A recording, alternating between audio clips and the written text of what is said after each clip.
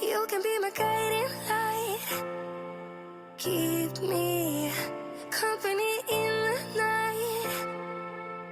That's all I need, all I want is for you to stay a little longer now. With arms around me like a border, like the air I breathe. I'll let you in, keep me warm underneath my skin. 'Cause I'm giving in to your touch, I can never get enough. Diving deep into the ocean.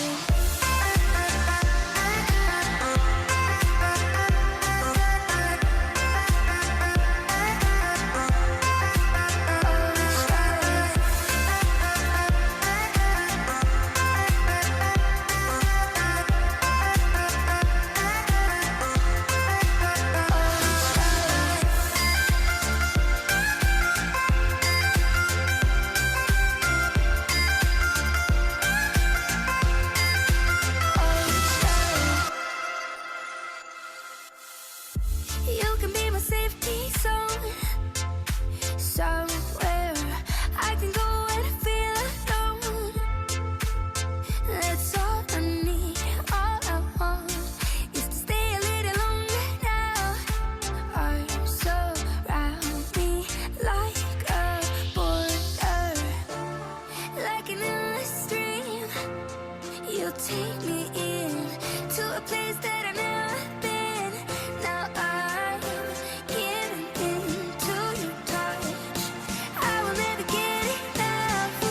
Diving deep into the ocean.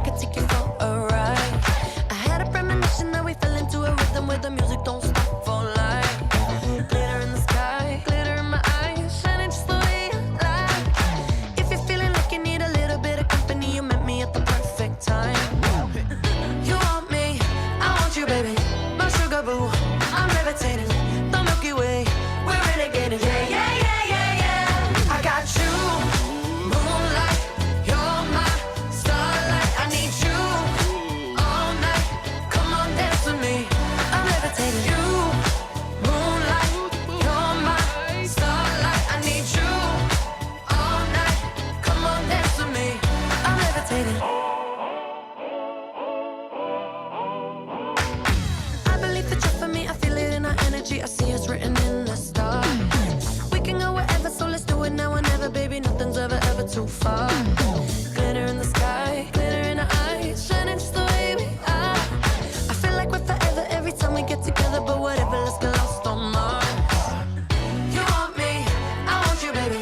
My sugar boo, I'm levitating.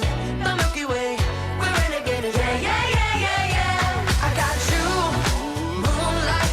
You're my starlight. I need you all night. Come on, dance with me. I'm levitating. You, moonlight. You're my starlight. I need you all night. Come on, dance with me. I'm levitating. You can fly away with me tonight. So you can fly away with me tonight. Baby, let me take you for a ride. Yeah, yeah, yeah, yeah, yeah. I'm levitating. You can fly away with me tonight. So you can fly away with me tonight. Baby, let me take you for a ride. Yeah, yeah, yeah, yeah, yeah. My love is like a rocket, watch it blast off. And I'm feeling so electric, dance on our off. And even if I wanted to, I can't stop. Yeah, yeah, yeah, yeah. My love is like a rocket, watch it blast off. And I'm feeling so electric, dance my ass off. And even if I wanted to, I can't stop. Yeah, yeah, yeah, yeah. You want me, I want you, baby. My sugar boo, I'm levitating. The Milky Way, we're renegading. I got you, moonlight. You're my starlight. I need you all night. Come on, dance with me. I'm levitating. You can fly away with me tonight. You can fly away with me tonight. Baby, let me take you for a ride. Yeah, yeah, yeah, yeah, yeah. I'm levitating. You can fly away with me tonight. You can fly away with me tonight. Baby, let me take you for a ride. Yeah, yeah, yeah, yeah, yeah. I got you, moonlight. You're my starlight. I need you all night. Come on, dance with me. I'm levitating. You, moonlight. You're my starlight. I need you all night. Come on, dance with me. I'm levitating.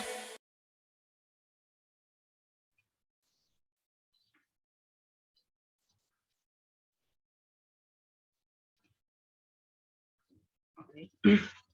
Buenas tardes y bienvenidos todos al programa de formación financiera, un programa que tiene como propósito brindar una serie de capacitaciones de temas financieros que enriquezcan y potencien profesionalmente a toda nuestra comunidad, y que es llevado a cabo por el Club de Finanzas de la Universidad Nacional Mayor de San Marcos, una organización estudiantil académica que tiene como principal objetivo promover el conocimiento, la cultura y las buenas prácticas profesionales en el ámbito financiero, vinculando el desarrollo académico con el desarrollo universitario. Siendo ya la hora establecida, continuaremos hoy con la segunda sesión, Fusiones y Adquisiciones, M&A, del módulo de Finanzas Corporativas. De antemano, muchas gracias por su presencia, por su tiempo y sobre todo por el interés de seguir formándose con nosotros. Esperamos que esta segunda sesión sea de su agrado. Y bueno, antes de empezar, les mencionaremos algunas indicaciones para llevar a cabo el programa de manera amena. Primero que nada, mantener apagados sus cámaras y micrófonos durante la sesión.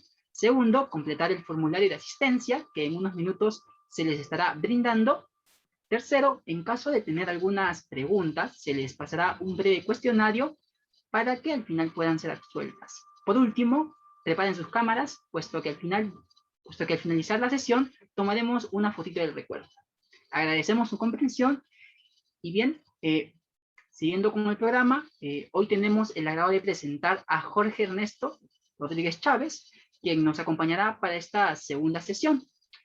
Jorge es bachiller en Economía por la Universidad del Pacífico. Actualmente es Senior Analyst en el equipo de M&A de Santander Corporate and Investment Banking.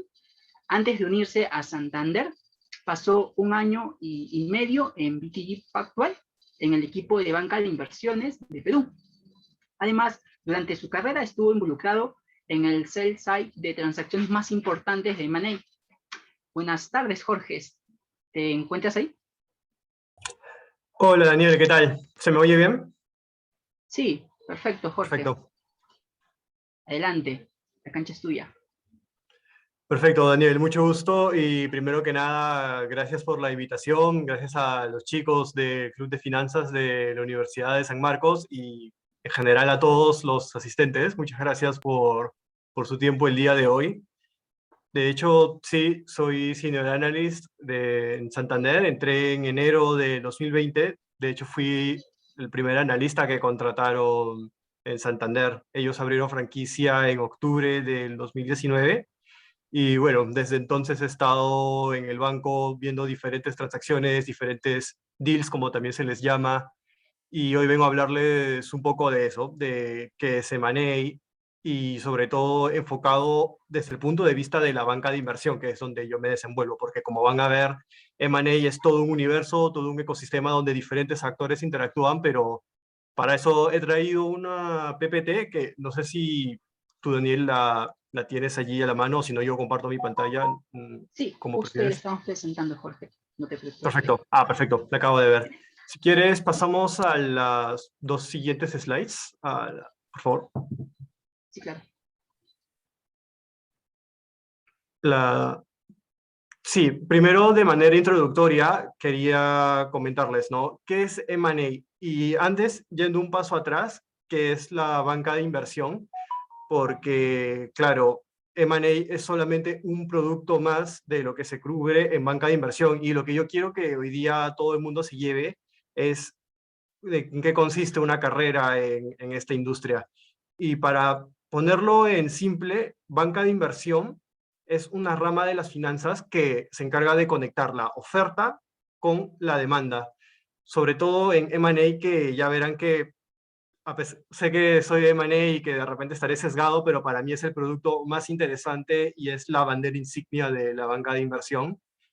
Y bueno, la banca de inversión en general se trata de cómo tú conectas, cómo tú asesoras a tus clientes para que puedan llevarse el mayor valor posible.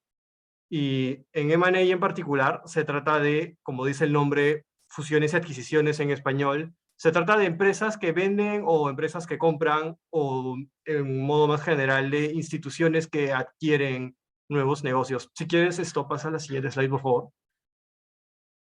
Entonces, los objetivos clave es que se entienda, ojo, la presentación la estoy colocando en inglés un poco también porque me interesa que a la gente que se quiera dedicar a esto, que ya vayan sabiendo que por más que estemos en Latinoamérica y en Perú, es un mundo globalizado y toda la literatura de fusiones y adquisiciones, casi toda, bueno, está en inglés.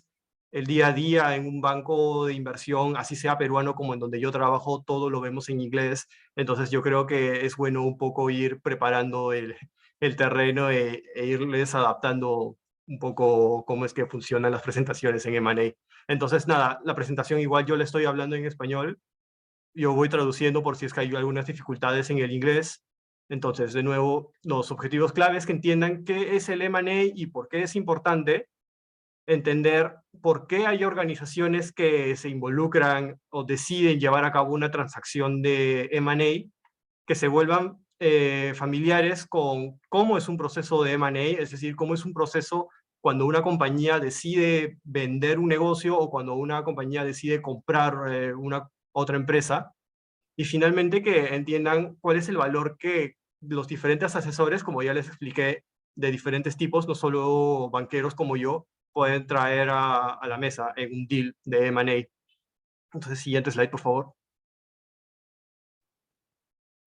Entonces, acá hay 4 sesiones clave que he separado para el día de hoy. Primero es una breve introducción de M&A, cómo es que es un típico proceso de M&A, la parte de commercial due diligence, que es cuando una compañía se pone a investigar, se pone a recabar información sobre la empresa, ya que no es tan sencillo como que me gusta esta empresa, pum, la compro. No, es como cuando tú compras una casa, tú tienes que asegurarte de que sean los materiales correctos, que el piso esté en buen estado, quiénes son tus vecinos, etcétera. A eso se refiere un due diligence en M&A. Es haciendo el paralelismo cuando compras una casa. Y finalmente, sobre hablarles de las sinergias, que es cuando un comprador ve que si yo adquiero una empresa, ¿cuánto jugo le puedo sacar a este negocio más allá de lo que el mercado me diga que puede valer? ¿Cómo es que yo, adueñándome de una compañía, la puedo hacer crecer aún más, ¿no? Entonces, Siguiente slide, por favor. Siguiente, porfa. Entonces, a ver, las fusiones y adquisiciones o M&A son parte importante de una estrategia de crecimiento de una compañía. Y la palabra clave aquí es crecimiento, porque cuando yo tengo un negocio y quiero hacerlo crecer, tengo un abanico de posibilidades como inversionista, como empresario. Entonces, la clásica es expandirme con mi negocio ya existente. Puedo, por ejemplo, hacer un plan de ahorros, eficiencias, puedo incrementar de repente mis precios, puedo explorar de repente un nuevo canal de ventas, enfocar mis productos a un nuevo sector. Y hay todo ese tipo de crecimientos que ocurren dentro de la misma empresa se llaman crecimientos orgánicos, pero hay otro tipo de crecimiento que es el crecimiento inorgánico, que es donde ya entra a tallar el M&A, que es cuando en vez de esperar años y años en lo que un producto nace, en lo que se va adaptando, pueden pasar años, ¿no? Es a veces más práctico, más fácil y a veces hasta más rentable que de frente compre a mi competencia o a una compañía que no es directamente mi competencia, pero sí que está relacionada de alguna forma. Entonces, ¿cómo crecer? Hay tres maneras generales, como maximizando el core del negocio, y core del negocio se refiere a el negocio principal de una empresa. Por ejemplo, ¿no? El core de Buenaventura es minería, pero sí que es verdad que tiene otros negocios secundarios como la generación de energía, pero el core en ese caso sería la minería, por ejemplo. Otro es expand into adjacencies, que significa expandirse a otros canales, categorías, que es como lo que ya mencionaba, y finalmente explorar nuevas fronteras, explorar nuevos países. El M&A puede abarcar estos tres sin ningún problema. Por ejemplo, por poner un ejemplo, cuando Facebook compró Instagram, que de hecho lo van a ver en la siguiente, o por ejemplo cuando Bacus se compró a esta cervecera artesanal, me parece, es cuando, claro, te vas expandiendo a diferentes públicos, diferentes usuarios. Siguiente slide, por favor. Por ejemplo, acá hay algunos ejemplos de cuáles han sido algunas transacciones de M&A más recientes. Yo creo que la más famosa es cuando Facebook se compró a Instagram. Y eso es un poco cuando tú quieres comprar a tu competencia, o también tienes otros casos ya un poco más menos conocidos, como por ejemplo la venta de Intradefco acá en Perú, que de hecho fue una transacción que yo cubrí y que se cerró en el año 2019. Intradefco es la empresa que produce Sapolio, todo el mundo conoce Sapolio, pues esa empresa fue comprada por Alicorp. Y el motivo de eso es que Alicorp, si bien es cierto, principalmente hace o produce alimentos, un poco, en ese entonces tenía un poco de productos para el hogar, la limpieza. Entonces, al querer ellos expandir su portafolio de productos, es que compra a Intradefco. Entonces, ese es un ejemplo también. O otro que cubrí fue cuando el grupo en retail de Carlos Rodríguez Pastor se compró a Macro, esta tienda mayorista, todos deben conocerla. También el racional era de que ellos no tenían, por ejemplo, tiendas tipo mayoristas, creo que tenían una pero muy pequeña, principalmente tenían tiendas minoristas, pero ellos al querer expandirse a un nuevo segmento o subsegmento es que adquieren a esta tienda, en vez de desembolsar sumas importantes de dinero en construir tiendas desde cero, esperar a que la marca se acomode, y de hecho a veces la competencia es tan dura que es difícil que entre una nueva marca. Entonces, de nuevo, es más práctico comprarse una ya existente y sacarle una rentabilidad. Esos son unos ejemplos, por decirlo, ¿no? Siguiente, por favor.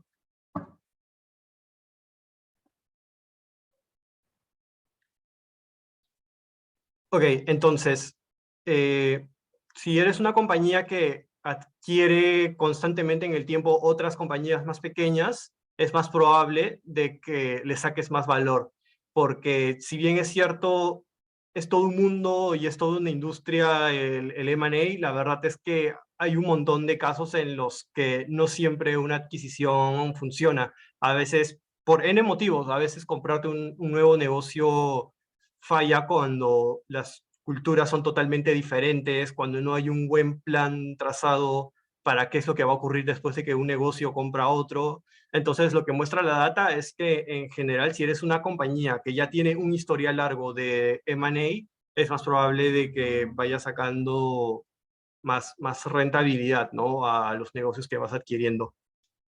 Siguiente, porfa.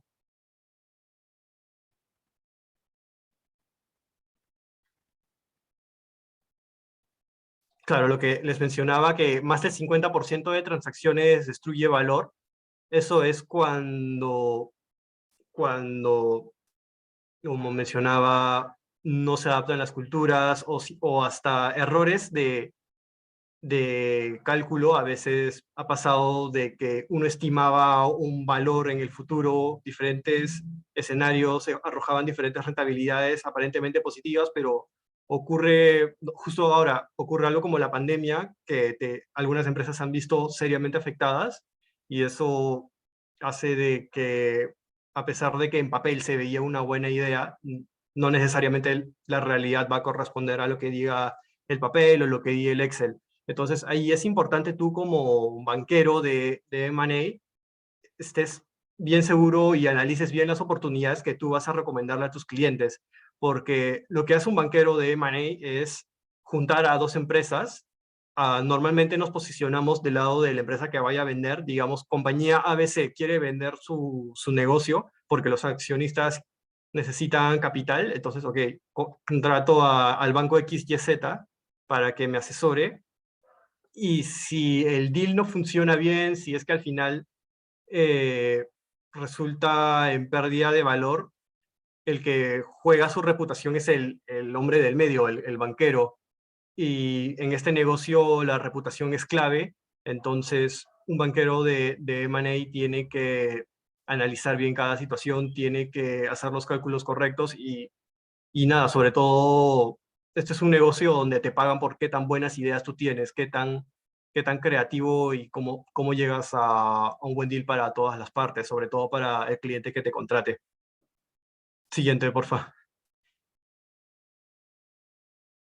Y eso es lo que les mencionaba al inicio, las fusiones y adquisiciones es todo un universo por descubrir para, sobre todo si recién están en la universidad.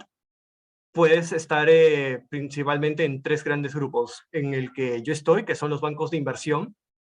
He colocado acá algunos loguitos de los principales bancos de inversión que están aquí en Perú. Pueden ver Credit Suisse, Bank of America, JP Morgan, BTG, Santander, que son bancos que normalmente asesoramos a las compañías más grandes del país.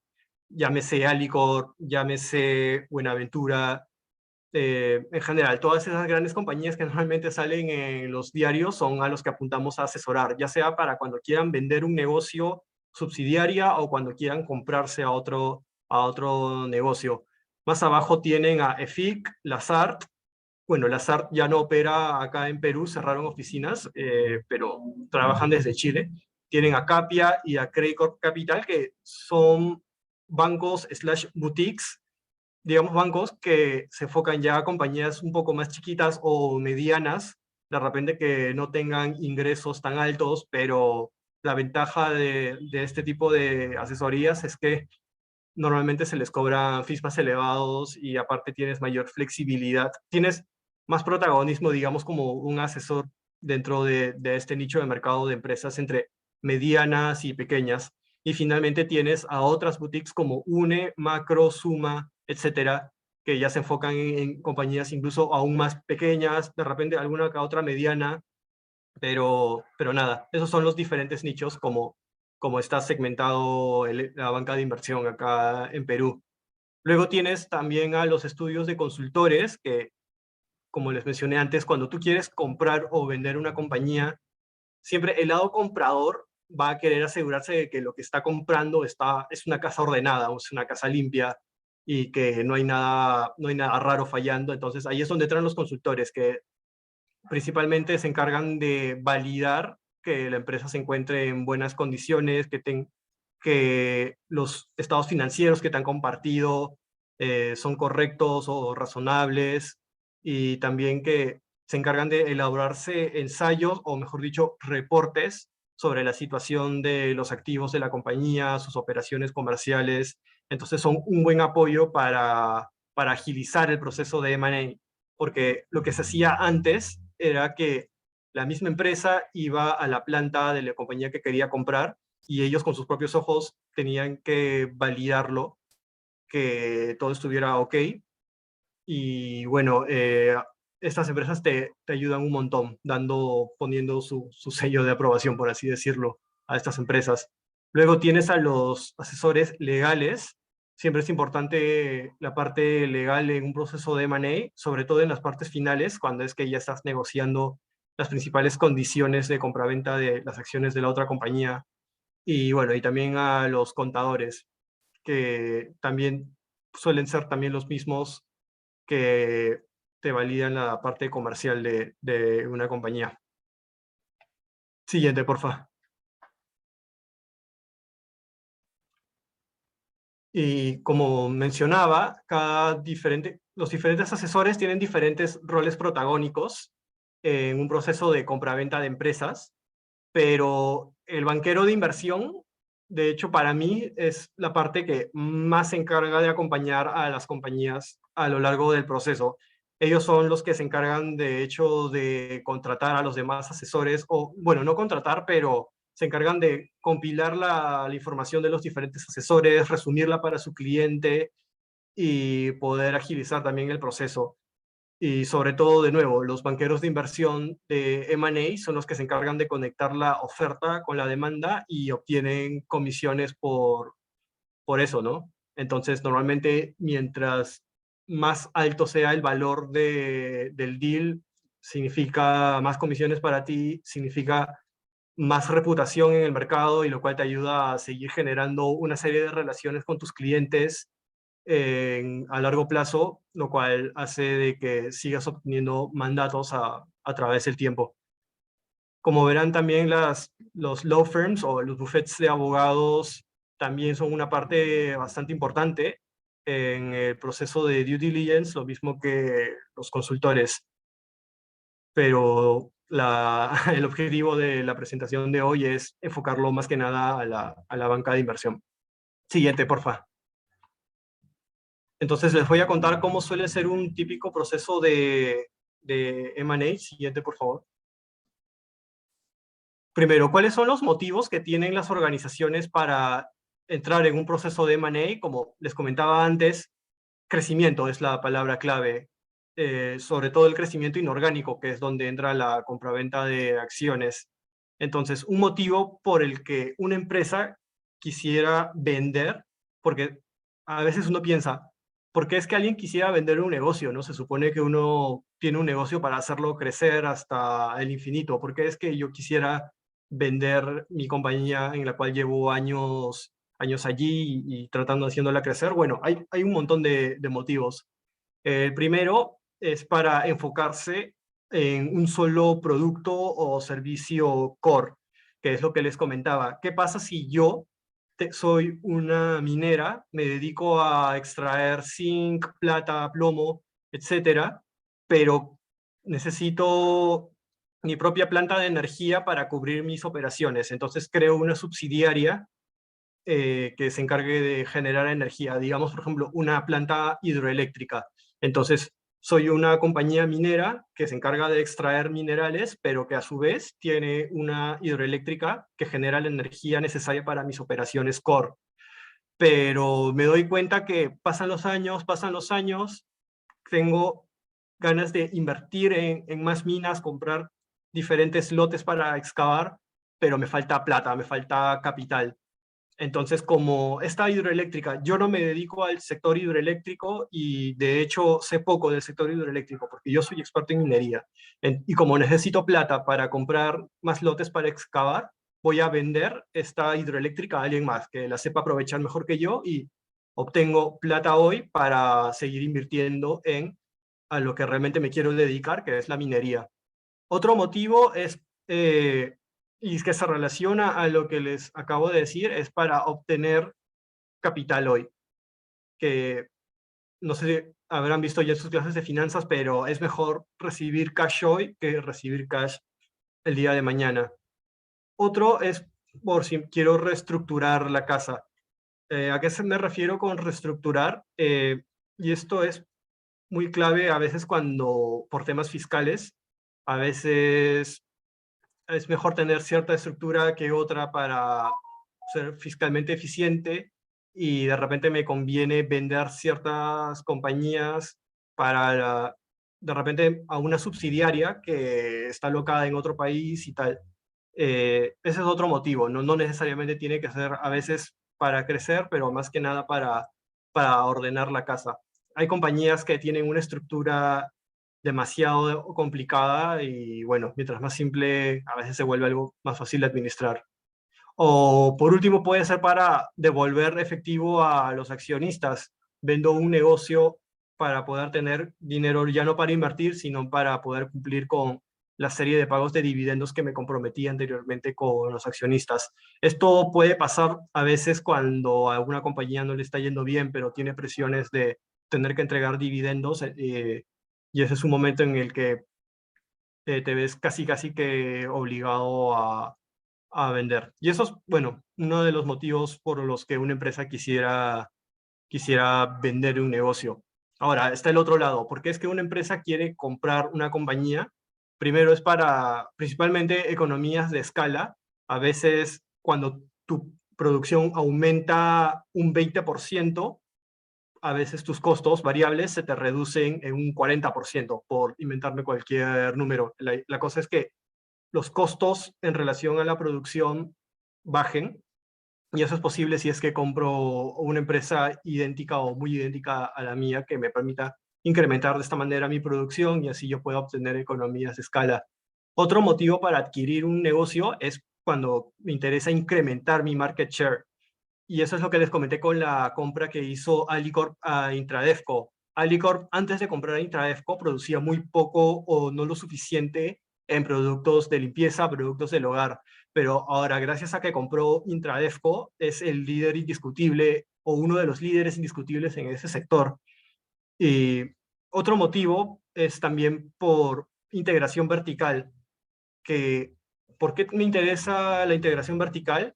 Es, si no saben qué es integración vertical, es cuando, por ejemplo, yo me encargo únicamente de producir zapatillas, pero le pago a una compañía para que las distribuya a las tiendas, ¿no? Por ejemplo, Bata, Footloose, pero eso tiene un costo, tiene un costo. Los distribuidores sacan un buen margen por distribuir mis zapatos.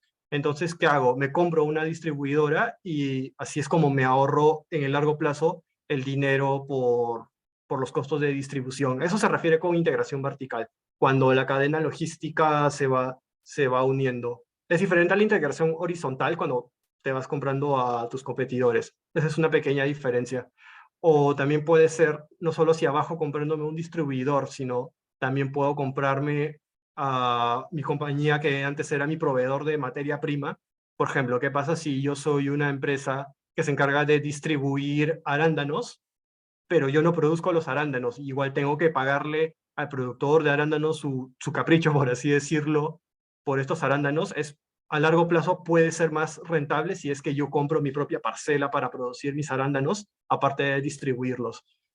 Y de nuevo, el rol del banquero de inversión, como yo, consiste en identificar estas oportunidades de qué empresa podría sacar valor agregado si es que compra a otra empresa. Entonces, generas tu lista de ideas y argumentos, todo con números, con un análisis numérico bien detallado, y vas tocándole las puertas a las compañías de, oye, tú deberías vender por tal, tal y tal motivo, contrátame.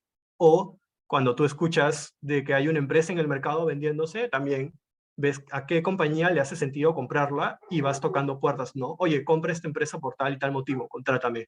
Esas son las razones que normalmente se mencionan cuando quieres convencer a alguien de que te contrate como banquero, de por qué es que deberías meterte en un deal de M&A. Y como pueden ver, son razones totalmente válidas y como mostré en el slide anterior, 50% de las veces no siempre resulta como lo planeado. Allí es importante que hagas un buen análisis de las oportunidades, pero nada, al final del día estas son las razones por las que en principio alguien quiere comprar o alguien quiere vender un negocio. Siguiente, porfa. Ok, entonces hay diferentes tipos de gente interesada en un proceso de M&A. Se dividen en dos, en los estratégicos o en los financieros. Por ejemplo, un jugador estratégico es cualquier compañía que produzca un bien o servicio. Hasta ahora solo les he mencionado estos jugadores estratégicos, como por ejemplo Alicorp o InRetail, pero no siempre es una compañía que produce un bien o servicio que quiere comprar otra compañía que produce un bien o servicio. A veces también hay fondos de inversión que se ganan la vida comprando empresas, las hacen crecer y en ese crecimiento luego venden de nuevo estas empresas y se quedan con una rentabilidad.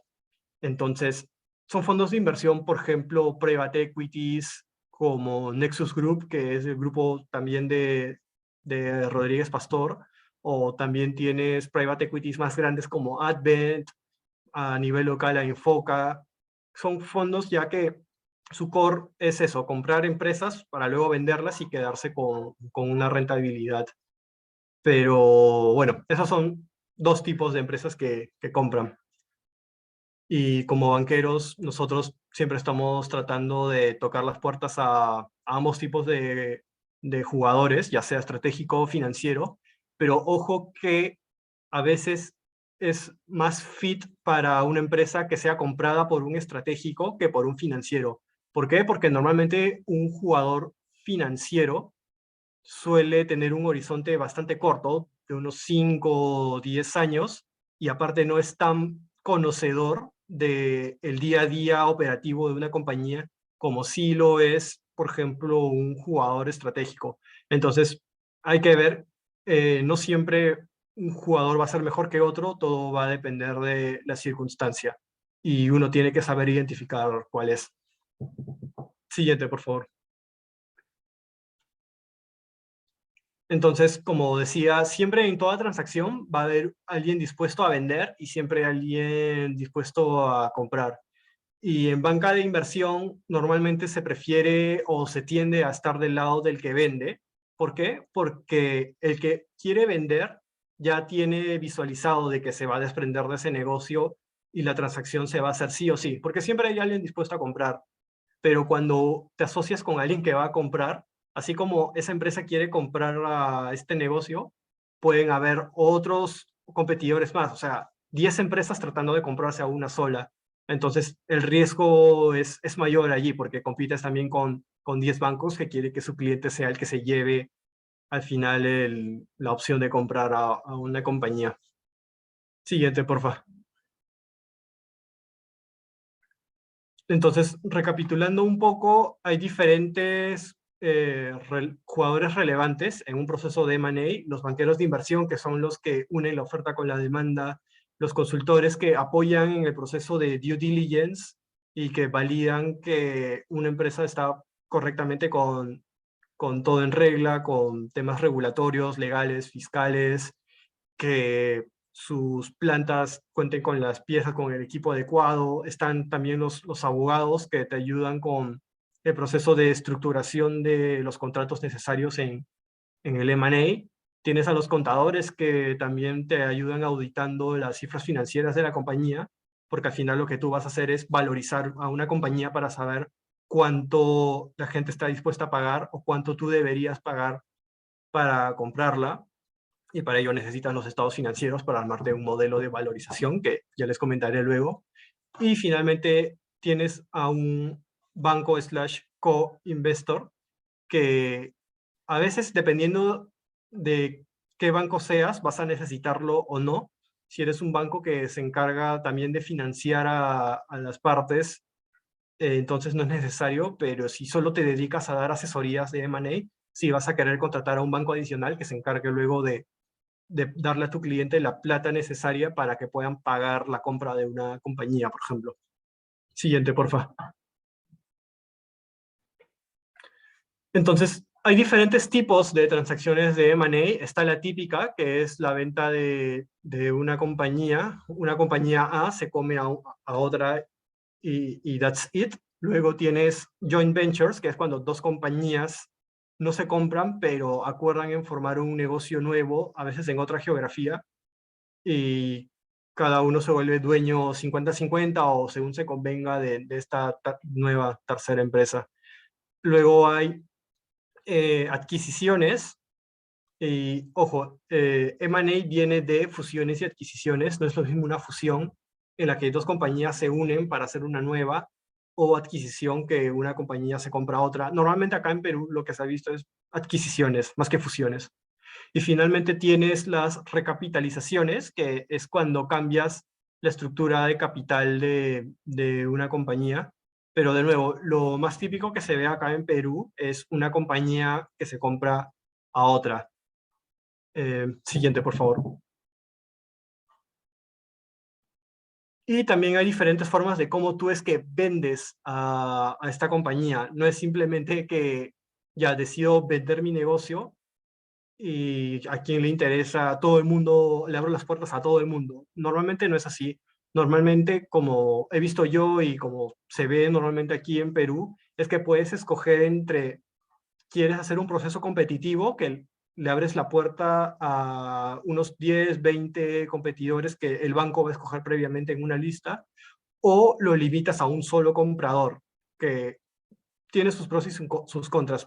Por ejemplo, cuando haces un proceso competitivo, que es que invitas a varias empresas, varios fondos para que pongan una oferta, pues eso va a hacer que aumente, cuando aumenta la demanda, aumenta el precio. Entonces, eso hace de que el valor de la compañía crezca, pero también hay una ventaja de solo invitar a uno, y es que simplifica bastante el proceso, sobre todo de due diligence, y a veces puedes acortar bastante el tiempo de la transacción. Una transacción, para darles un ejemplo, aquí en Perú, puede tardar de 9 a 12 meses, pero cuando invitas a un solo jugador a que ponga una oferta, puedes acortarlo por varios meses. Por ejemplo, hubo una transacción que yo vi en la que solo se invitó a un comprador y lo logramos cerrar en tiempo récord de 3 meses. Eh, pero claro, todo tiene sus pros y sus contras. Quizás si hubiéramos invitado a más jugadores, hubiésemos logrado más valor, no lo sé. Pero de nuevo, todo es circunstancial y también va a depender de cómo es que quiera llevar tu cliente el proceso de venta de su compañía. Siguiente slide, por favor. Y lo que les mencioné, que un proceso de M&A tiene diferentes procesos. Primero, todo nace cuando una compañía decide o comprar o vender. Y digamos, pongámonos en el ejemplo de que una compañía decide vender. Lo primero que se hace es preparar unos materiales de marketing, y con eso sales al mercado, tocas la puerta a los inversionistas y van a haber inversionistas que te van a decir, ok, me interesa participar del proceso. Entonces, luego viene la parte de due diligence, que es cuando las compañías se ponen a revisar información de la empresa. Eso puede tardar de 2, 3 meses, incluso hasta más, en lo que se aseguran de que la compañía esté funcionando correctamente, y finalmente ya te hacen una oferta. Una vez que hacen esa oferta, tú analizas con tu cliente si es que hace sentido, si es que están pagando muy poco, si es que están pagando mucho, y finalmente se acuerda ir con un solo comprador. Ahí es cuando se empieza a ver con los reguladores si es que es una transacción, por así decirlo, que no va a gatillar un proceso de antitrust. Aquí en Perú hace unos meses se aprobó la ley anticoncentración empresarial, que me parece que prohíben a dos compañías, bueno, no es que prohíban, pero si es que dos compañías acaparan una participación importante del mercado después de fusionarse, Indecopi tiene que estudiar el caso y tiene que aprobarlo. Y eso es toda una serie, todo un trámite legal en la que te ayudan tus abogados, ¿no? Para que Indecopi no frene esa transacción. Eso es cuando, de nuevo, cuando ya has escogido a alguien con quien quieres cerrar la venta de tu negocio. Y finalmente está el post-merger integration, que ya es cuando trazas el plan de qué es lo que va a pasar después de que adquieras a la compañía. Siguiente slide, por favor. Entonces, ¿qué materiales se necesitan para invitar a diferentes inversionistas a participar de un proceso de M&A? Primero, cuando ya te contrata una compañía, por ejemplo, la compañía ABC me contrata a mí para vender su empresa. Lo primero que uno tiene que hacer, así como cuando va a estrenarse una película, lanzan un tráiler, lanzan un teaser, acá también tenemos un documento que se llama teaser, que es una PPT de 5, máximo 6 páginas. Normalmente eran 2 antes, pero ahora los han tendido a incrementarse las páginas, pero es cortito, máximo 5 o 6 páginas de la empresa con sus principales métricas operativas, digamos cuántas toneladas produce al año, cuántas son sus ventas, su EBITDA, así como una página en la que mencionas las mejores características de la empresa, ¿no? Como para marketearlo y que se haga atractivo para el mercado. A veces el cliente no quiere que su nombre salga en el teaser, porque un proceso de M&A a veces puede ser bastante polémico y puede levantar mucho ruido de la opinión pública que no suele ser conveniente para un proceso. Entonces, normalmente hay algunos teasers que salen anónimos que se llaman blind teaser, de blind de ciego. Entonces, se habla de la empresa, pero nunca mencionando su nombre. Solamente mencionas empresa del sector de construcción o empresa del sector minero, empresa del sector energético, está interesada en vender, tiene estas ventas, y etcétera, etcétera. Continúas describiéndola a la empresa de una manera bien atractiva, pero nunca mencionas su nombre. Una vez que ya has volanteado estos teasers a la lista de potenciales interesados que tú has hecho junto con tu cliente, digamos que se lo envías a 10 compañías y a 10 fondos de inversión. Y de esos 20, solamente te contestan que están interesados en seguir explorando unos 10. Entonces, esos 10, tú les haces firmar un acuerdo de confidencialidad en el cual ellos se comprometen a que van a recibir información bien sensible, pero que se comprometen a no divulgarla por nadie y que van a haber serias sanciones legales o si es que se llega a filtrar de que mi cliente está en el mercado. Entonces, una vez que te firman ese acuerdo de confidencialidad, tú les distribuyes dos cosas: el Confidential Information Memorandum o un CIM y un modelo financiero. El CIM ya es una presentación en PPT de 100 páginas alrededor.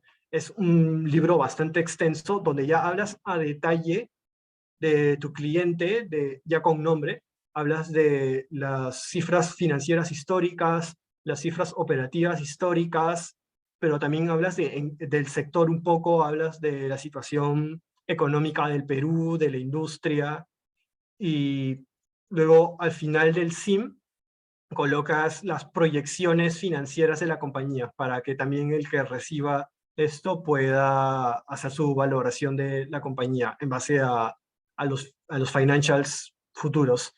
Y de nuevo, acá la clave es que esto es un documento vendedor. Aquí es donde sale a flote tus dotes comerciales. ¿Qué tan buen vendedor eres tú para que tu cliente se vea como el mejor del mundo, para que sea súper atractivo y te puedas asegurar de que vas a recibir ofertas altas? Y como les mencionaba, esto tiene bastante detalle numérico. Entonces es la combinación de habilidades comerciales con habilidades numéricas que tienes que poner en este documento, junto con el modelo financiero, que es lo último de la mano, está a la mano derecha, Financial Model, que es un documento en Excel donde colocas las proyecciones operativas y financieras de tu cliente. A veces pueden ser 5 años proyectados, a veces 10 años proyectados, incluso hasta más. Yo he hecho modelos financieros proyectando hasta el 2080, para que se pongan un ejemplo, pero también he hecho modelos proyectando hasta el 2026. Entonces, es variable, va a depender de la industria y también de tu cliente, de hasta cuántos años puedes proyectar, pero es eso, es un modelo en Excel que tú compartes a los inversionistas para que ellos también puedan correr sus flujos de caja y sacar un valor presente neto y en base a eso poder ponerte una oferta. Esos son los dos documentos que tú envías después de que te hayan firmado el acuerdo de confidencialidad. Y normalmente el modelo financiero suele tener los 3 estados financieros proyectados, pero también he visto algunos modelos financieros que solo te colocan las principales cuentas para armar tu flujo de caja y ya está. Y no necesariamente tienen que estar los 3 estados financieros proyectados, aunque a mi parecer eso sería lo ideal, porque así puedes también ofrecer más información que puedan procesar los diferentes potenciales postores para que puedan darte un número más aterrizado. Siguiente, por favor. ¿Y cuáles son las típicas formas de valorizar una compañía en M&A? Pues principalmente son 3. Hay más formas de valorizar una compañía, sí, pero en banca de inversión normalmente se ven estas 3 formas de valorizar. Y esto es importante porque tú como alguien que quiere asesorar a una empresa para que venda su negocio, antes para convencerlo, tú le muestras cuánto podría valer esa empresa bajo estas 3 metodologías para tratar de que se interese un poco en vender. Y cuando vas a comprar una empresa, también como banquero que está del lado del comprador, quiere hacer una valorización de la compañía en venta bajo diferentes metodologías para que se pueda tomar una mejor decisión de cuánto ofrecer por un negocio. Estos 3 métodos, empezando por el DCF, que es un Discounted Cash Flow, es cuando tú valorizas una compañía trayendo a valor presente los flujos de caja futuros que te vayan a generar. Luego tienes otros métodos que son valorización por múltiplos, pero que no son tan sofisticados como un DCF. Lo bueno que tiene el DCF es que tú puedes hacer los supuestos más finos porque tú puedes estimar en tu Excel cuántos metros cuadrados de tienda van a tener, cuántas ventas suele generar cada metro cuadrado de una tienda, cuántos clientes vas a tener, puedes proyectar cuál va a ser el margen que me van a cobrar mis distribuidores de mis productos, materia prima, etc. En el DCF puedes poner todos esos supuestos y te va a dar un valor fino a tu negocio. Luego tienes los valorización por múltiplos, que tú vas al mercado y tienes herramientas como Bloomberg o Capital IQ, donde ves a cuánto están cotizando las diferentes compañías. Una métrica, por ejemplo, muy utilizada en esta metodología es el precio Enterprise Value dividido entre el EBITDA de una compañía. Digamos que el Enterprise Value es el valor firma de una compañía, su market cap más su deuda neta, y eso lo divides entre el EBITDA y te va a dar una métrica, digamos 10 veces. Entonces tú ves que agarras 10 compañías parecidas al negocio que quieres valorizar y sacas un promedio. Digamos que el promedio es 10 veces. Esas 10 veces tú lo multiplicas por el EBITDA de la compañía que quieres valorizar. Digamos que sea 5, te va a dar 5 por 10, 50. Entonces tu valor bajo esa metodología sería 50 millones. Eso es viendo una foto a día de hoy de a cuánto están cotizando en el mercado las compañías listadas en bolsa. O tienes el tercer método, que es transacciones precedentes, que vas a los diferentes programas que hay, como Capital IQ, Bloomberg o incluso hasta en Noticias, de cuál fue el múltiplo implícito de transacciones de M&A en el pasado. Entonces tú puedes decir, bueno, si en el pasado la gente pagó una media de 10 o 12 veces EBITDA por una compañía parecida a la mía, yo creo que esta entonces también debe estar alrededor de las 12 veces. Entonces multiplicas el 12 por 5 igual 60. Entonces ya tienes 3 metodologías con 3 valores diferentes, con la cual tú puedes más o menos sacar un rango de valor de en cuánto estaría el negocio. Siguiente, porfa. Y como todo en la vida, hay pros y cons de cada método. Por ejemplo, el DCF, un aspecto positivo es que, como les comentaba, es el método más robusto, pero también un aspecto negativo es que necesitas tú saber más o menos qué va a pasar en el futuro, y realmente nadie sabe qué va a pasar en el futuro. Entonces, al final del día, el DCF no es perfecto, ¿no? por esa incertidumbre que va a estar siempre existiendo. Luego tienes valorización por múltiplos, que un aspecto positivo es que te puede indicar cómo es que está el mercado actualmente o cuáles han sido las tendencias del mercado en cuanto a cómo se valorizan una compañía X, pero un aspecto negativo es que nunca vas a encontrar a una compañía totalmente comparable a la tuya, porque ninguna empresa es igual a otra empresa. Entonces, realmente no vas a encontrar el múltiplo perfecto con el cual comparar tu valorización. Y lo mismo con transacciones precedentes, que no solo a veces la información es limitada porque la información suele ser reservada. Tú no sales al mercado diciendo cuáles fueron los principales múltiplos que hubo allí, y también que cada empresa de una transacción precedente habrá corrido su propio DCF con su propia WACC, que no tiene por qué ser necesariamente idéntica a la tuya. Entonces, ese es un problema con la valorización por múltiplos también. Entonces, lo que uno quiere hacer acá es que, si bien es cierto, no hay nada perfecto, tú quieres hacer tu ejercicio lo más fino posible para poder estimar el valor fundamental también más fino posible y poner una buena oferta, o también poder asesorar a tu cliente a que sepa cuando una oferta es muy baja o cuando es muy alta y conviene tomarla. Siguiente, por favor. Entonces, lo que les traje aquí es un pequeño ejemplo de cómo es que se suele hacer una valorización por DCF. Esto es, normalmente lo que hacemos es proyectar primero que nada las ventas. Acá lo que he hecho ha sido bastante simple. Lo que he hecho ha sido partir de unos ingresos de $100 millones y por simplicidad he asignado tasas de crecimiento anuales del 10, 5, 8, 5, 3.5 y 2.5% para cada año y aplicarle eso a los revenues. Por simplicidad también para este ejemplo estoy asumiendo un margen EBITDA del 20% constante, con lo cual mi EBITDA va a ser multiplicar mis revenues por el margen del 20%. Luego estoy asumiendo una depreciación, y ojo, la depreciación no es una variación de efectivo, entonces luego van a ver que se tiene que luego volver a añadir. Estoy considerando una depreciación de 3, y para simplicidad no estoy asumiendo que el capital de trabajo varíe en el tiempo, así que estoy poniéndole 0. Y es CAPEX o gastos de capital. CAPEX es cuando una compañía compra, por ejemplo, nueva maquinaria, nuevos edificios. Eso es el CAPEX, y estoy asumiendo de que van a desembolsar cada año $1,5 millones. También estoy asumiendo que va a haber una tasa de 29.5% constante en el tiempo, y con esas cuentas ya tengo los insumos necesarios para poder estimar el flujo de caja futuro, que es tu EBIT después de impuestos, que es o EBIT por 1 menos T, y luego le añades de nuevo la depreciación porque realmente no es una variación de efectivo, entonces tienes que volver a añadirlo.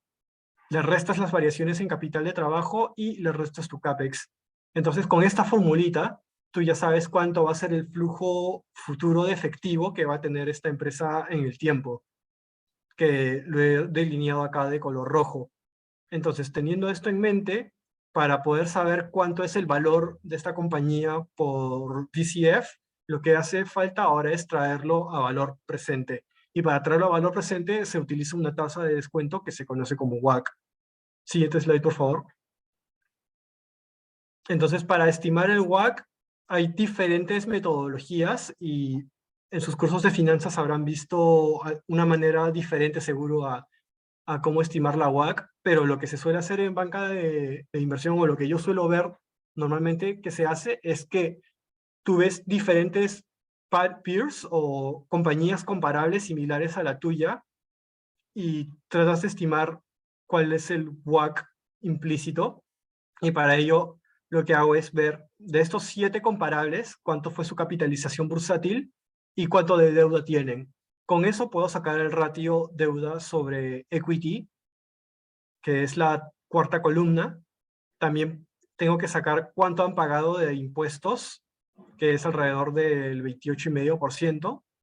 Y los programas que se usan en banca de inversión ya te dan el beta, que de repente en sus cursos de la universidad habrán visto que para estimar el beta tienes que hacer una regresión del desempeño de la acción contra un portafolio diversificado, pero en banca de inversión ya estos programas te dan el beta directamente. Entonces tú simplemente sacas un promedio de compañías parecidas a la tuya, pero ojo que esto es un beta que está influenciado por la estructura de deuda y patrimonio de cada compañía. Entonces se tiene que desapalancar el beta, y para desapalancar el beta se usa la fórmula que ven abajo, y nada, con eso sacas un promedio.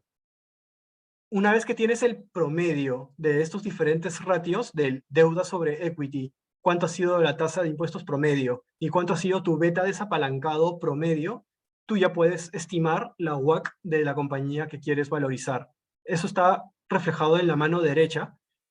Como pueden ver, estoy utilizando los promedios y para este caso estoy asumiendo que va a ser una tasa de impuestos de 29.5%, que es lo que les había mostrado en el slide anterior.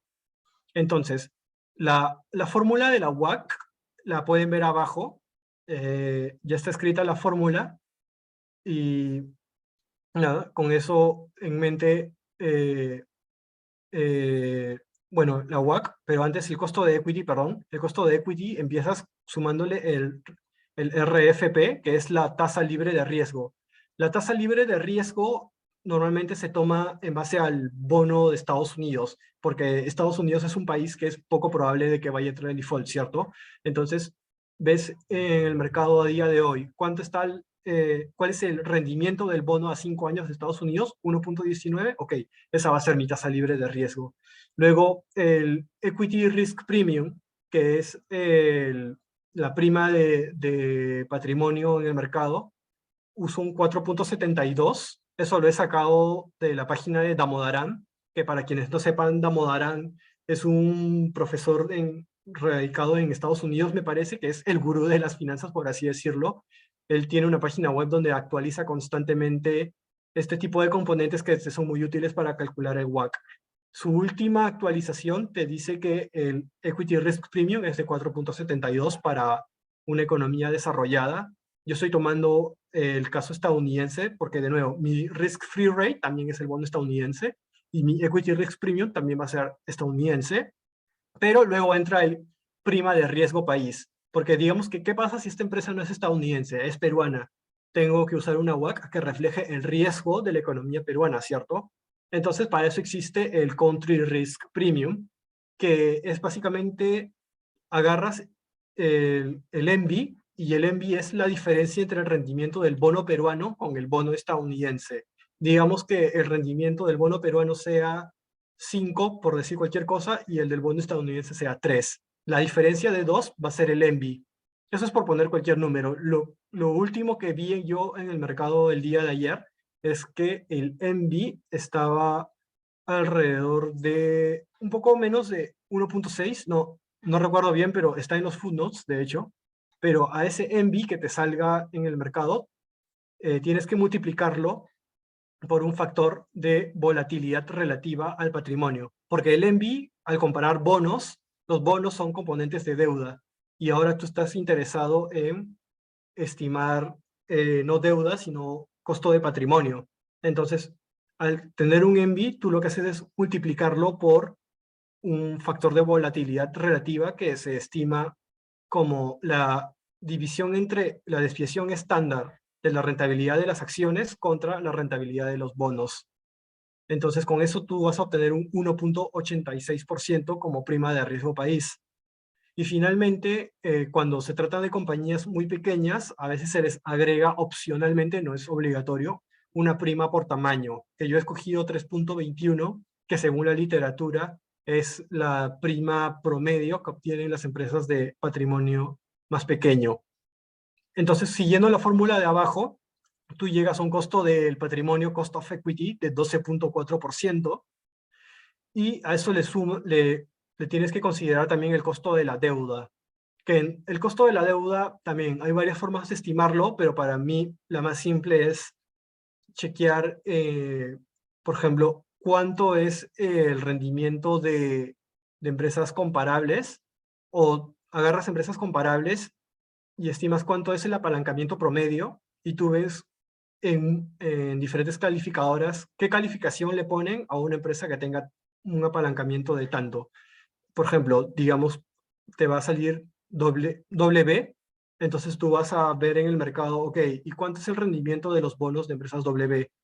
5%, y a ese 5% tú le sumas, por ejemplo, un spread adicional que te puede cobrar algún banco promedio, y eso te va a dar un costo de deuda de 6. Y a ese 6 tienes que sacar cuánto es tu costo de deuda después de impuestos, que es por 1 menos 29.5%, que te va a dar 4.2. Entonces, siguiendo la fórmula del WACC, llegas a un WACC de 8.3. Y eso es a lo que tú descuentas tus flujos de caja. Siguiente slide, por favor. Entonces, asimismo, así como se habrán dado cuenta, yo solo estaba estimando flujos de caja hasta el 2027, pero en realidad se tiene que estimar hasta el infinito. Entonces, para tú poder estimar hasta el infinito, tienes que sacar un valor terminal. Entonces, hay dos metodologías para estimar el valor terminal, que puede ser por el modelo de Gordon, que tú encuentras una tasa de crecimiento, a veces puede ser el valor de la inflación, y en base a eso, tú vas a obtener un valor terminal para el año 2027 en este caso, pero a su vez eso tienes que traerlo de nuevo al valor presente del día de hoy. O también tienes la metodología del valor de un múltiplo de salida, que tú dices, ok, asumamos que en 2027 se vende esta compañía y se va a vender a 10 veces EBITDA. Entonces tú vas a estimar cuánto eso significa en valor en el 2027. Entonces esas 10 veces tú la multiplicas por tu EBITDA correspondiente a ese año y obtienes un valor terminal, que a su vez tienes que traerlo a valor presente, y como pueden ver, se llegan a dos valores diferentes. No siempre tienen que ser los mismos valores. Tú puedes escoger finalmente si escoges el modelo de Gordon o el valor terminal. Eso ya depende del estilo de cada quien, pero acá lo que quería que notaran es que hay diferentes maneras de estimar ese valor terminal, que finalmente a ese valor terminal tú lo sumas al valor presente de tus proyecciones que habías sacado del 2022 al 2027, y con eso vas a llegar a un valor firma. Con eso es que llegas a cuánto vale a día de hoy esta empresa ABC. Y de manera complementaria, estoy colocando cuánto en veces EBITDA corresponde este valor. Por ejemplo, en la primera metodología te da 13.2 veces EBITDA, mientras que en la segunda te da un valor de 11.8 veces EBITDA. Eso es importante porque normalmente cuando tú estimas un múltiplo de salida, eh, tú quieres ser conservador y tratas de que no haya mucha diferencia entre tu valor que va a resultar, por ejemplo, en este caso el 11.8, no quieres que sea muy diferente a tu múltiplo de salida de 10, porque normalmente es difícil justificar porque es que si hoy vale 11.8, porque es que en el año 2027 va a ser un múltiplo diferente. Eso es importante mencionar. Siguiente slide, por favor. Esta es la fórmula de flujo de caja. Imagino que en sus cursos de finanzas ya les habrán hablado un poco de esta fórmula, así que, o si no, bueno, hay bastante literatura que pueden encontrar gratis para seguir ahondando en todo el tema teórico de valorización detrás. Siguiente, por favor. Y acá les quería traer de ejemplo cómo es que los bancos de inversión solemos presentar todo este análisis que les he contado.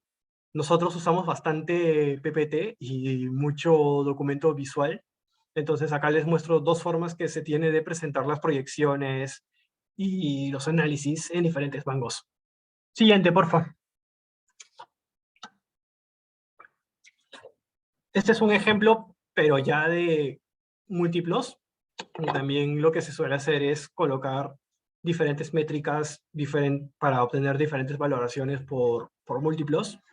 Y hay diferentes estilos. Algunos bancos prefieren mostrar gráfico de barras y otros simplemente una tabla. Pero bueno, eso ya va a depender del estilo de cada banco. Siguiente, por favor.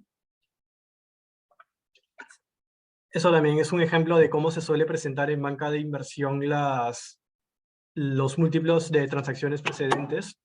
Siguiente, por favor. Y finalmente, una vez que le muestras a tu cliente cuánto puede valer su negocio según diferentes metodologías, lo resumes en un slide como esta, que te muestra un gráfico de barras con los diferentes valores que puede tomar. Este tipo de gráfico se llama Football Field porque se parece a una cancha de fútbol que tiene pintadas diferentes rayitas. Entonces, estos son números aleatorios, no le hagan mucho caso. Lo importante que quería que vieran es cómo es que visualmente se suelen presentar a los potenciales clientes diferentes valores de sus negocios. Esto, les mostramos un resumen de cuánto es tu valor empresa y abajo ya les mostramos no solamente el valor empresa, sino que también les mostramos los múltiplos a los que estaría cotizando, que como pueden ver en este caso está entre 9, 11, 12 veces el EBITDA. Siguiente, por favor.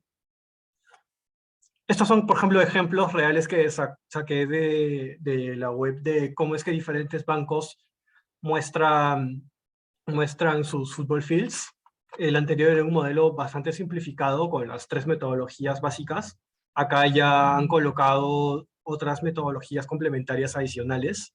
Yo diría que mientras más metodologías consideres en tu ejercicio, más fino y más aterrizado va a ser el valor final al que tú llegues. Con lo cual también es más fácil de convencer potenciales clientes de que tu ejercicio es razonable y que lo que te está proponiendo hace sentido. Siguiente, por favor. Ok, ahora, estos son, ya dejando de lado un poco cómo es que valorizas una compañía y siguiendo en el proceso de M&A. Aquí es cuando ya te han contratado y la empresa está interesada en salir al mercado, cómo es que tú identificas a los diferentes postores. Entonces, normalmente, siguiente slide, por favor. Normalmente tú lo que haces haces una lista no solo con los nombres de potenciales interesados, sino que también escribes una pequeña descripción de quiénes son y cuánto es su capitalización bursátil, cuánto es su EBITDA, para ver si son magnitudes parecidas o mayores o menores a las tuyas. Colocas cuántas sinergias se espera, o mejor dicho, cuánta rentabilidad puedes sacar de adquirir a una compañía, y también colocas si es que su grado de interés que podría tener en adquirir a la compañía. A veces puedes dividirlos en segmentos, como en este caso era para evaluar potenciales interesados para la compra de una compañía del sector salud. Entonces acá pueden ver que se han considerado a compañías que son tanto de terapia respiratoria como de fisioterapia, como también de retail de productos. Y nada, para cada uno se colocan las diferentes métricas para comparar, para que vean de que esto no es tan simple como simplemente darte una lista con nombres y ya, sino que se espera de que también puedas recabar información relevante para que tu cliente pueda decidir a quiénes invita y a quiénes no invita al proceso de M&A. Siguiente, por favor. Esto es ya también algo complementario, cómo es que tú presentas a los diferentes potenciales interesados. Puedes colocar ya ejercicios más numéricos de cuánto valor puede sacar en sinergias cada comprador. Por ejemplo, ¿qué pasa si yo quiero vender, por cualquier cosa, si yo quiero vender LG, hago un ejercicio de qué jugador le va a sacar más valor? Samsung, Panasonic, por decir cualquier nombre, ¿no? Tú tratas de estimar allí el ejercicio y ver cuál hace mejor fit. Siguiente, por favor. Y una vez que ya se han invitado a los diferentes bidders o postores, se hace una lista de cuáles son los principales issues que puede haber de invitar a cada uno, ver qué tan razonable es. Y aparte, cuando ya te contratan y cuando ya tienes a estos jugadores invitados al proceso, otro documento que también es importante, pero que no les había mencionado, es porque es más opcional, es el vendor due diligence, que es que tú le compartes un reporte hecho por una consultora, ya con toda la información que la compañía compradora quiere saber sobre la compañía. Y así ahorras bastante tiempo en el que el comprador contrata a sus propios consultores y haga desde cero un chequeo de la compañía. No, con este reporte tú ya ahorras bastante tiempo. Siguiente, por favor.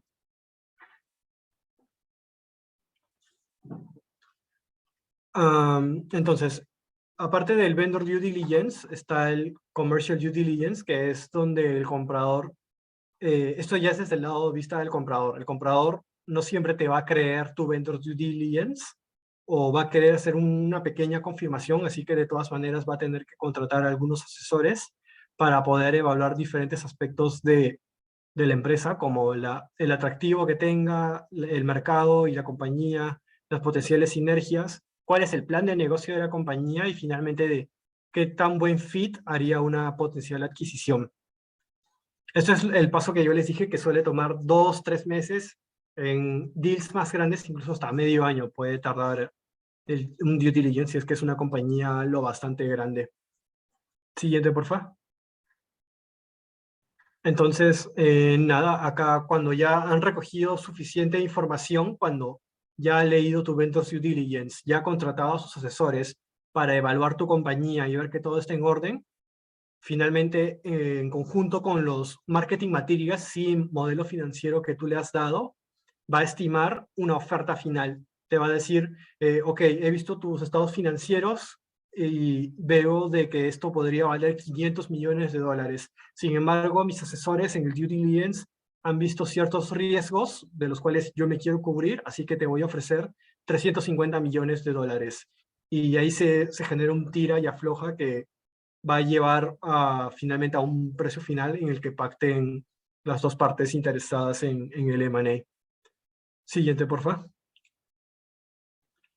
Y finalmente, de esta sección, les quería comentar cuáles son las diferentes claves que hay dentro de un proceso de M&A. El primero es tener metas, objetivos y principios claros de a dónde quieres llevar a la empresa que vayas a comprar. Lo importante también es llevar el proceso lo más discreto posible. Tú no quieres que se levante mucho ruido de tu deal, porque eso puede ahuyentar a los compradores, ¿no? Por ejemplo, ¿qué pasa si, no sé, por poner cualquier cosa, por poner cualquier ejemplo, qué pasa si, no sé, Facebook anuncia públicamente que va a salir a la venta? De repente, mucha gente de estos antimonopolio o los mismos accionistas minoritarios de la empresa se preocupan, entonces empiezan a meter bastante ruido y se cae el proceso y queda en nada. Entonces, por eso es importante de que siempre un proceso de M&A sea bastante confidencial, bastante discreto. Y también otro aspecto clave es tener un equipo muy específico, normalmente un equipo de M&A está conformado de 5 a 6 banqueros por el lado de banqueros de inversión. No solemos agregar mucha gente, justo también por ese tema de confidencialidad, que mientras más gente metas al equipo que vea un M&A, más probable es que haya filtración de información, y eso es lo que no quieres.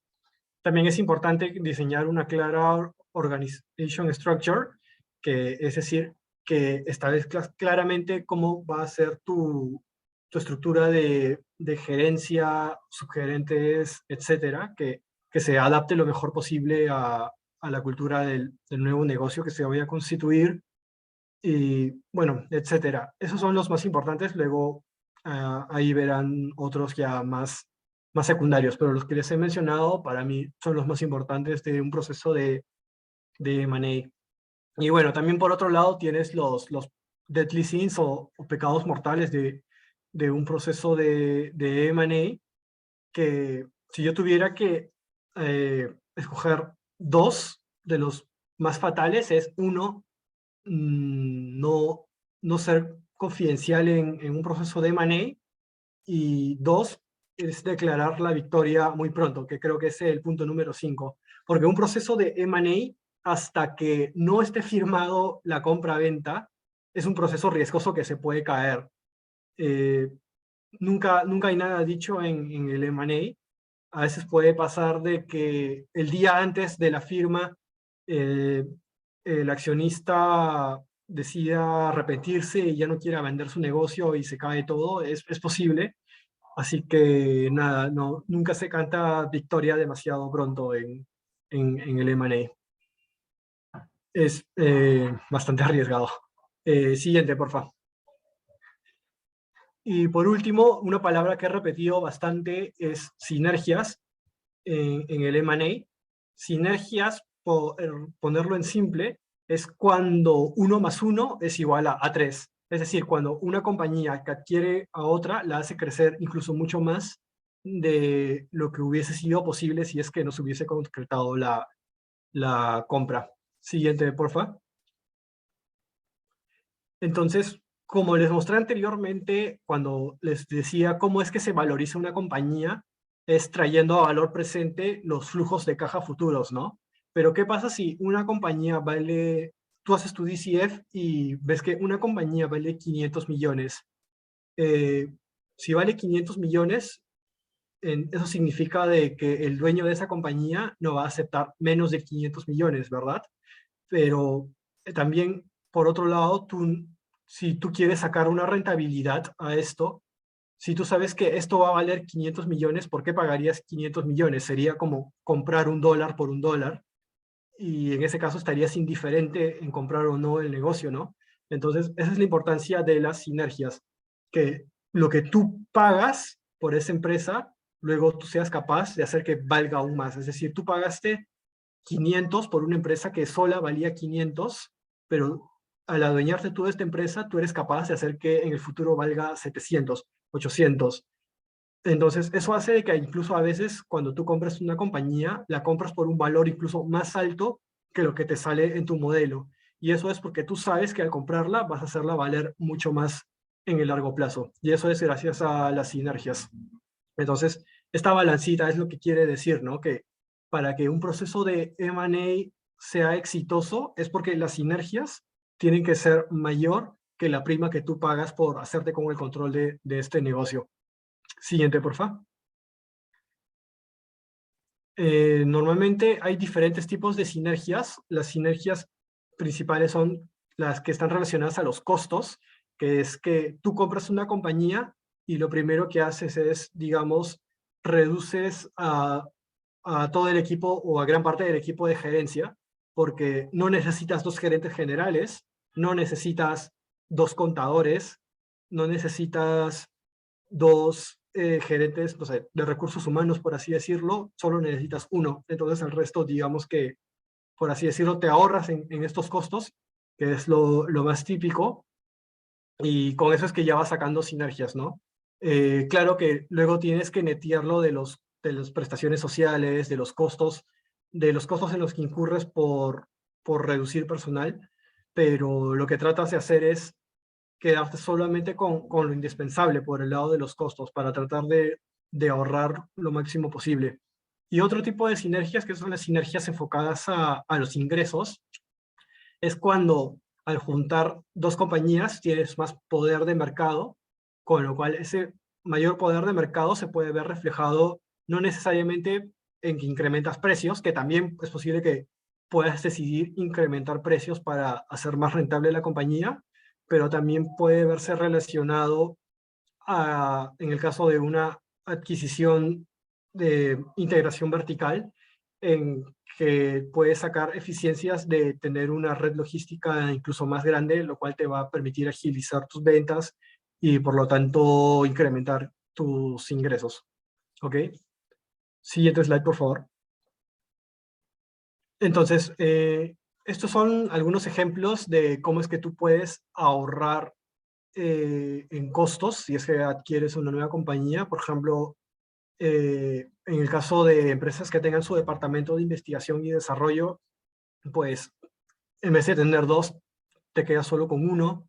También lo mismo aplica para el caso de costos de ventas, que tienes duplicación de personal, pero también es posible de que puedas renegociar contratos con proveedores para que no te cobren fees tan altos, o también puedes reducir a la gerencia, que es el caso de gastos generales y administrativos, etcétera. Entonces, en esta tablita son algunos ejemplos de diferentes formas o diferentes áreas en las que tú puedes ahorrar costos como para poder aumentar el valor de la compañía o aumentar las sinergias. Siguiente, por favor.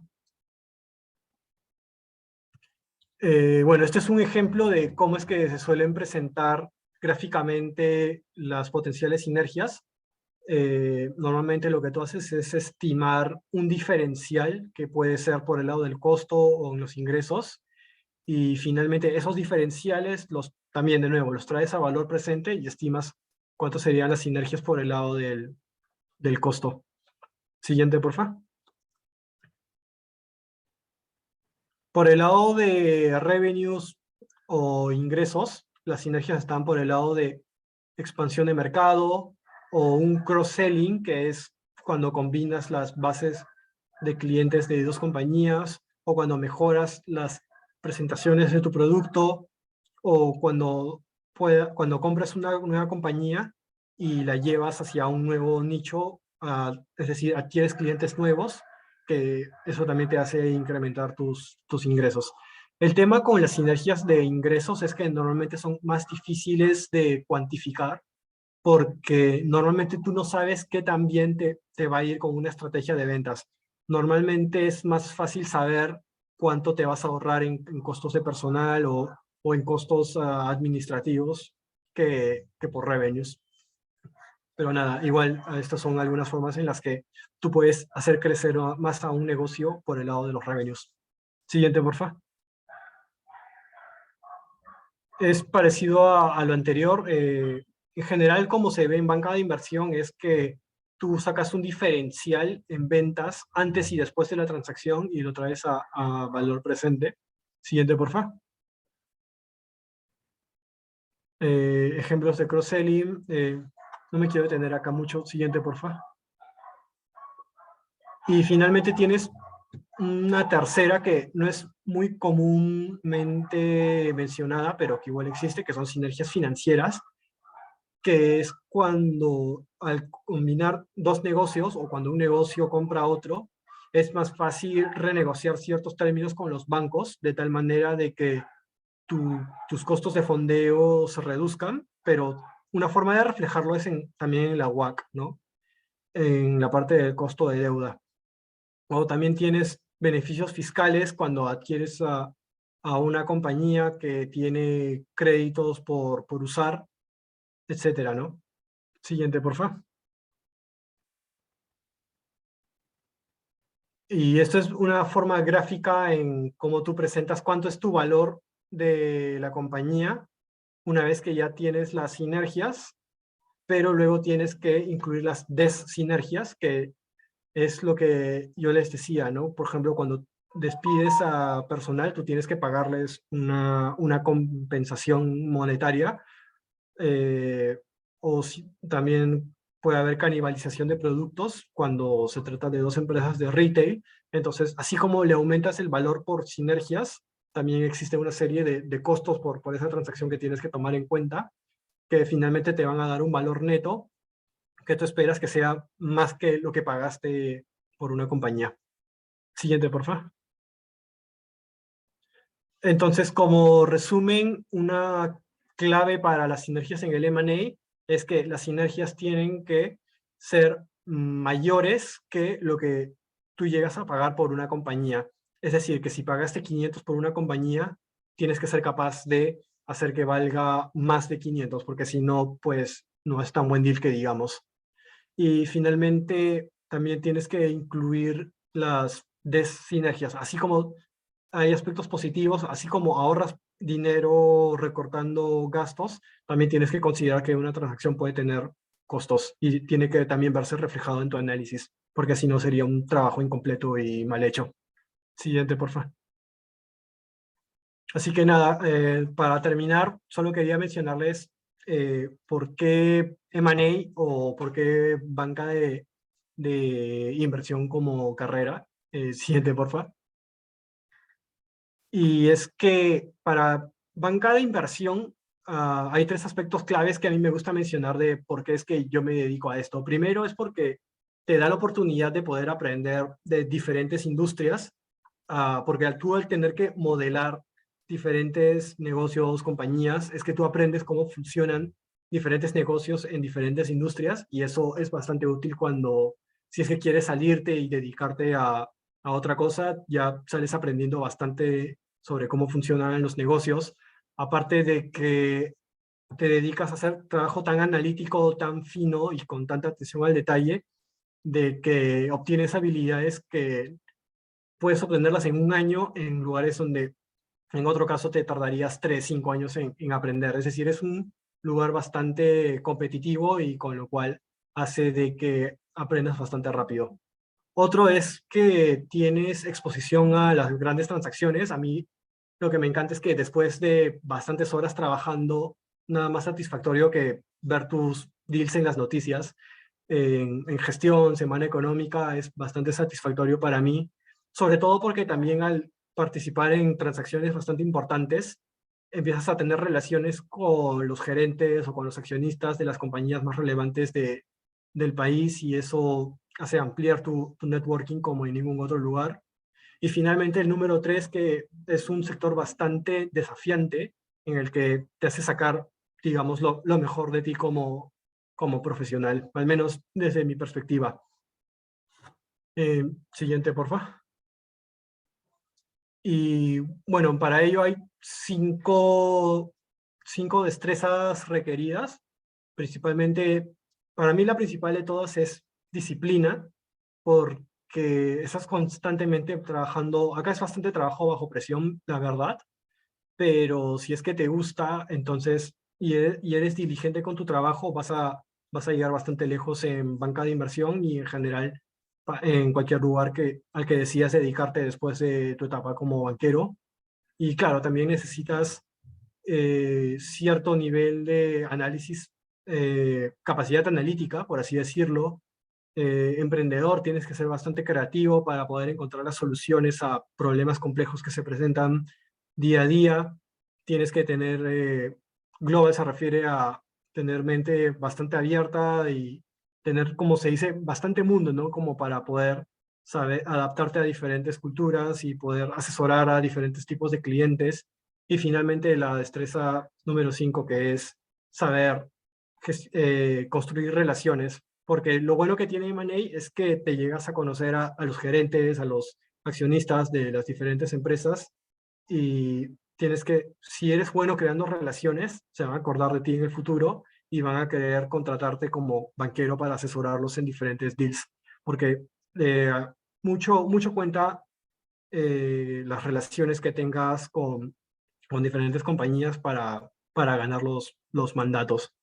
Entonces, nada, esas son 5 destrezas que se requieren para investment banking, pero la verdad es que son destrezas que tú vas ganando en el camino. Si es que te gusta realmente la banca de inversión, no es que necesites sí o sí ya esas destrezas, sino que yo creo que esto lo vas ganando ya con experiencia en la cancha. Siguiente, por favor. Entonces, si están interesados en formar parte de un equipo de banca de inversión y quieren estudiar para las entrevistas que vayan a ver en los diferentes bancos que se vayan a abrir en el futuro, podrían tomar diferentes cursos online, como también investigar la literatura existente. Yo he colocado solamente los que yo he tomado y que sé que funcionan.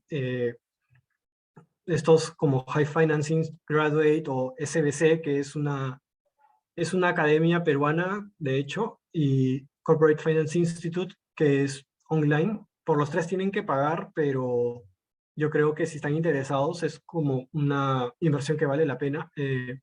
Esto no es promo ni nada, a mí no me pagan por recomendar a estos tres, pero son cursos que yo he tomado en el pasado cuando quería entrar a la banca de inversión y que me ayudaron para poder finalmente obtener una oferta en el banco en el que estoy ahora. Lo mismo que estos libros que en su momento los leí y me parecieron bastante importantes, no solo porque te dan los tips para las entrevistas, sino porque también sirven para ahondar más métodos de valorización de empresas, que igual siempre viene útil si es que te interesan las finanzas. Y nada, eso es todo. Eso es lo que tenía para compartir el día de hoy. Si tienen preguntas, pueden hacerlas, por favor. Y nada, gracias por el tiempo. Excelente, excelente ponencia, mi estimado Jorge. Bueno, ya que hemos visto ahorita lo que es la teoría y la práctica, estimado Jorge, queremos pasar a lo que es la sección de preguntas.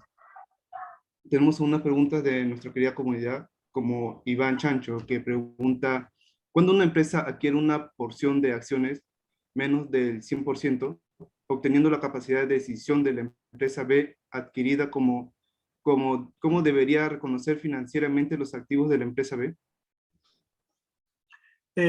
Bueno, si es menos del 100%, depende. Entiendo de que cuando es más del 50%, estás obligado a consolidar a esa empresa, pero si es menos del 50%, entiendo de que ya es un tratamiento especial y ya no necesariamente cuenta como, no es necesario consolidar. Eso es lo que sé. O sea, es mayor a 50% si tienes que consolidar. Menor tiene un tratamiento diferente. Yo sé. Bueno, acá otra pregunta de Juno Mamani nos pregunta, en esta industria del M&A, ¿es normal o particular que exista información asimétrica y de ser así, es probable sucesos de la selección adversa y riesgo moral para el comprador o vendedor? Sí, mira, esa es una buena pregunta porque de hecho, sí, en corto existe información asimétrica, como yo diría, como en toda transacción en la realidad. Muchas veces tú como empresa vendedora, tú tienes toda la información posible y también cuando tú haces estos documentos de marketing que te mencionaba, claramente quieres mencionar lo más bonito de la empresa, lo mejor de la empresa, ¿no? Y tratas de, no de ocultar, porque eso es fatal, pero sí tratas de mencionar rápidamente los defectos. Entonces, sí que puede haber cierta información asimétrica por ese lado. Como se trata de mitigar esta información asimétrica es a través del due diligence que les mencionaba, que el que compra contrata una serie de consultores independientes que van a validar que todo lo que tú has compartido sea correcto y aparte te van a pedir que les entregues más información para estar lo mejor capacitados posibles para poder darte un precio que sea lo más cercano posible al valor intrínseco de la compañía. Sí, así que eso es la información asimétrica y en función a ese grado de información asimétrica es que tú puedes tener un o mayor o menor oferta. No siempre juega a favor tuyo. A veces también te puede jugar en contra. Así que nada, eso es. Eso.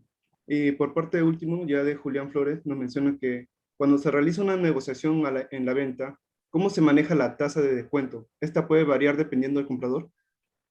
Sí, definitivamente cada comprador va a tener su propia tasa de descuento. Sobre todo, ahí entra la diferencia entre si eres un comprador, un jugador estratégico, una compañía, o si eres una institución, por ejemplo, un fondo de inversión.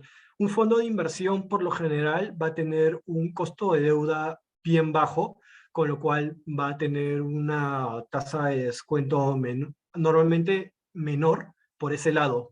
Pero también es cierto de que es posible de que un jugador estratégico un jugador estratégico tenga también una serie de factores que le hagan tener una tasa de descuento más baja. Por ejemplo, se ve reflejado a través de una estructura de capital diferente, pero las tasas de descuento no se comparten. Es decir, tú nunca vas a saber cuánto fue la WACC de tu comprador, ni el comprador sabe cuánto es la WACC del vendedor. Entonces, al nunca llegar a compartirse, ser algo privado, es algo de que normalmente no sabes, ¿no? Si es diferente o no. Teóricamente, tú llegarías a pensar que sí, que diferentes compañías, a pesar de que sean todas estratégicas, vayan a tener diferentes tasas de descuento. Pero también o sea, también los jugadores financieros, entre ellos mismos, también pueden tener tasas de descuento diferentes. Eso es yo diría, lo normal. Y si tienes tasas de descuento diferentes, obviamente a pesar de que tus flujos de caja son los mismos, al final tu valor presente va a ser diferente. Y ahí es cuando ves diferentes ofertas. Bueno, ahora que han visto que ya no tenemos más preguntas, le solicitamos al público encarecidamente que puedan responder nuestro formulario de desactivación de nuestra segunda sesión, que ahorita lo pasaremos por el chat. Y esto nos va a permitir recibir ese feedback de nuestra comunidad y poder seguir mejorando en lo que es nuestras siguientes sesiones, ¿no? Asimismo, agradecemos que si fuesen tan amables de poder aprender su cámara para poder tomarnos una pequeña foto y una fotito de recuerdo. Vamos, chicos, anímense.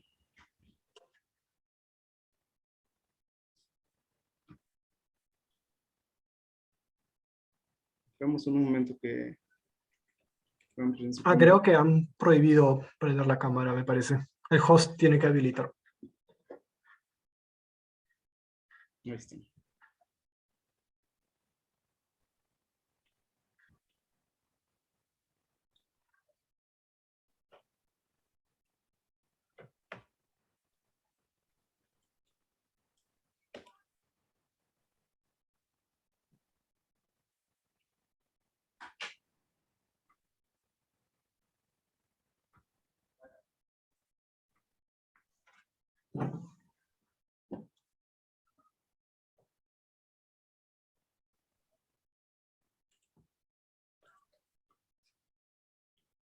Vamos a ver.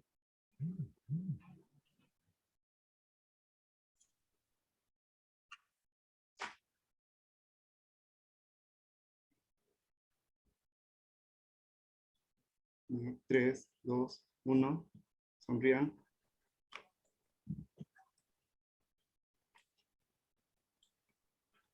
Listo. Perfecto. Bueno, ya para terminar, queremos agradecer a todos los presentes por tomarse el tiempo, el interés de formar parte de esta gran experiencia, que es el programa de promoción financiera. Sin olvidar acá a nuestro estimado ponente Jorge, que ha sido de gran ayuda hoy día de hoy con su ponencia en este desarrollo de nuestro programa. Bueno, de parte de toda la familia del Club de Finanzas y de nuestra querida comunidad, queremos agradecerte por tu dedicación y tu compromiso acá en la labor de continuar formando profesionales exitosos acá en el sector financiero. Y queremos hacerte entrega de este certificado de agradecimiento por tu participación en el programa. Muchas gracias. Gracias. No, a ustedes también por el tiempo. Gracias, Jorge, igualmente. Bien, de esta manera damos concluida con nuestra sesión y no se olviden que el próximo sábado estaremos siguiendo el programa con la tercera sesión que hablará sobre el tema de Private Equality y no se lo pierdan. Bueno, cuídense mucho. Buenas noches. Chao, chao. Chao, hasta luego. Hasta luego, Jorge. Muchas gracias. Hasta luego, Jorge, muchas gracias. Luego, muchas gracias con todos. Buenas noches. Por favor, no se olviden registrar su asistencia. Va a estar abierto el link 30 minutos y después se cierra.